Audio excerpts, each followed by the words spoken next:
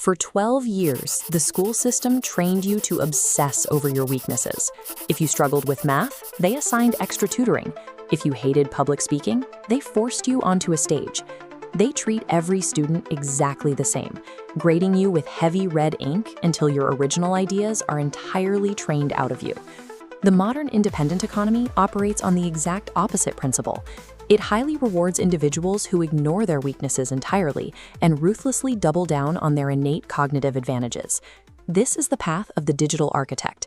It is a professional model that offers an uncapped income and total lifestyle autonomy, as long as you match your natural brain wiring to the correct online service.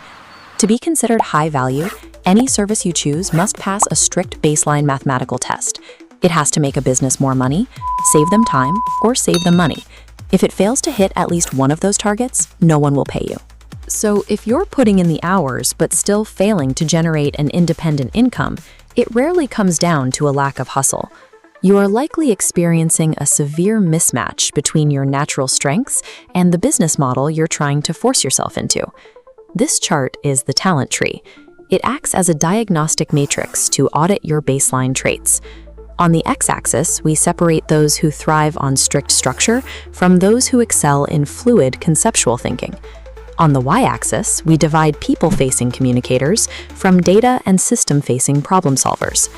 Look at the bottom left. This is the organizer. They have a natural advantage in bringing order to chaos, enforcing strict timelines, and keeping complex projects running smoothly. Move over to the bottom right, and you find the analyst.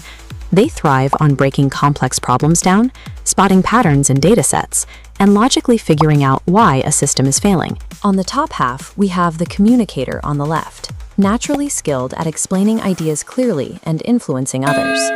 And on the top right is the creative, highly capable of divergent thinking and connecting visual dots that other people miss.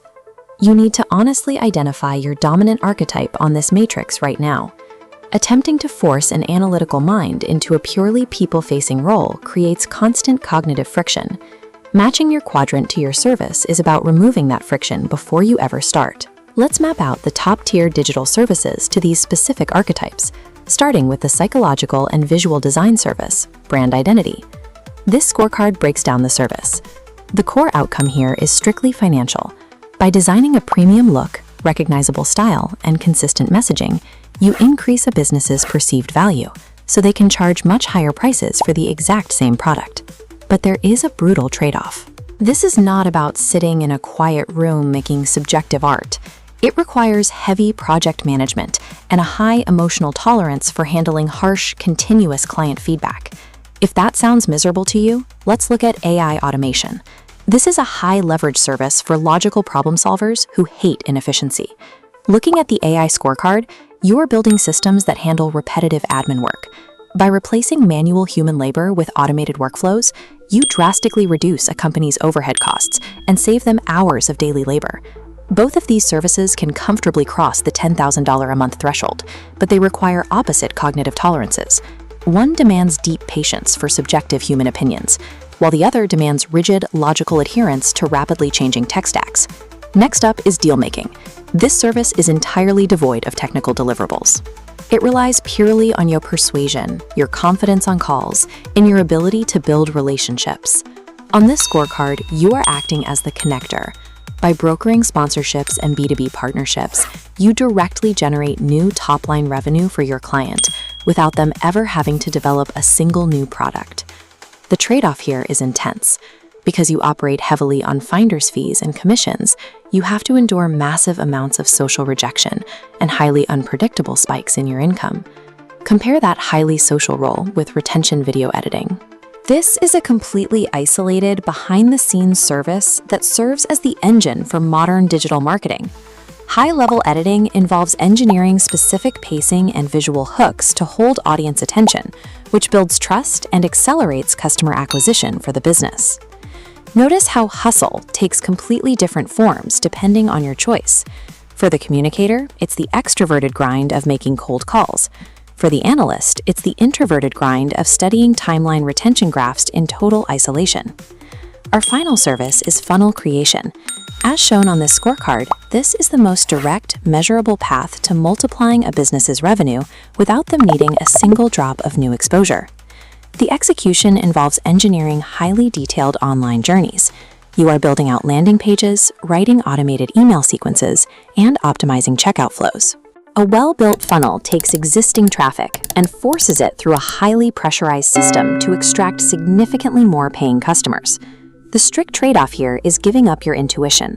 You have to abandon artistic gut feelings entirely and submit to tedious A/B testing, relying only on cold conversion metrics to tell you what works. Matching your brain to the right service on this matrix is the crucial first step, but picking the perfect vehicle guarantees absolutely nothing if you refuse to put it in drive and execute in the real world. This is where beginners trap themselves. They operate under the illusion that learning has to happen before earning. They spend months absorbing theoretical knowledge, trying to craft a flawless offer before they ever charge $1. This flowchart outlines the skill maxing loop. It is a continuous 5-step iteration process designed to force actual, real-world competency through pressure. You start by defining your service in its absolute simplest, most usable form. Then you immediately move to sell it. This is where most people get entirely paralyzed. You have to get in front of real businesses and endure the rejections to figure out what the market actually wants. Once you secure a paying client, you deliver the work. Suddenly, there is real money and expectation on the line. You take that pressure and actual client feedback to identify exactly where your process breaks down, allowing you to fix those specific bottlenecks.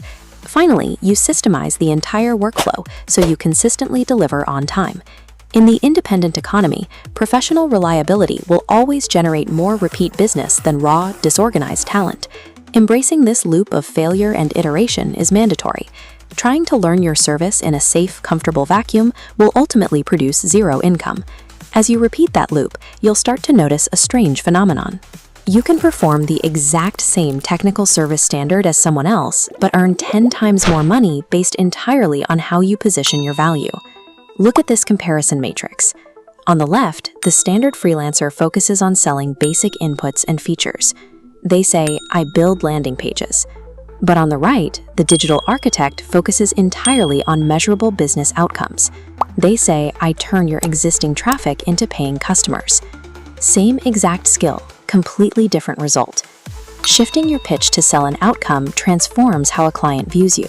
You stop being a disposable hourly cost and become a high-value investment.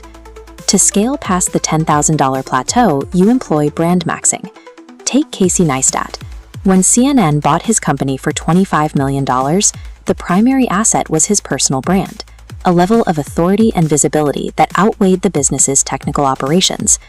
You don't need millions of subscribers to leverage this. Start by cleaning up your social media profiles.